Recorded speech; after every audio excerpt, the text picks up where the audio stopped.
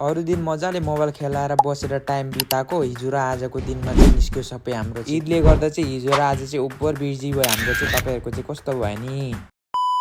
Hello नमस्कार सबैजनालाई, I hope सबैजना सन्चै हुनुहुन्छ होला र म पनि एकदम सन्चै छु। म तपाईँहरूको आफ्नै कल्लु बाबाई।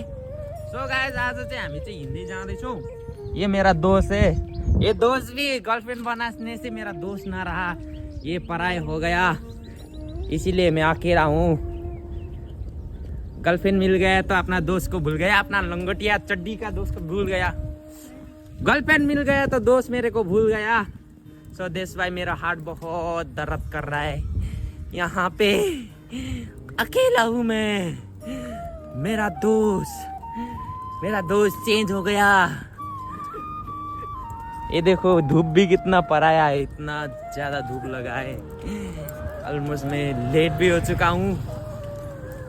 ओके गाइस, अन्त गाइज म चाहिँ यतिकैमा रेस्टुरेन्ट आएर चटसँगले आफ्नो दैनिकी काम सरसफाइ चाहिँ साटसुट सकेर अनि त्यसपछि तातो तातो भात चाहिँ भित्र रहेछ अनि गएर चाहिँ खाइहाल्नु पर्यो भनेर गएको। आज चाहिँ रहेछ मटन करी है त, मटन करी। सो गाइस, अहिले चाहिँ हाम्रो यति धेरै भिड भयो कसम भनेको जान। अब ईदले गर्दाखेरि चाहिँ हिजो र आज चाहिँ पुरा बिजी छ। अब हामी अहिले सबैजना छौँ, उनीहरू सुन्दैन। ए देखो कितना काम करता है हाम्रो भैया। छोटु म गर्दाखेरि पनि यति धेरै रस हुन्छ कि लास्टमा हामीसँग चाहिँ क्लासहरू नै फिनिस हुन्छ क्या।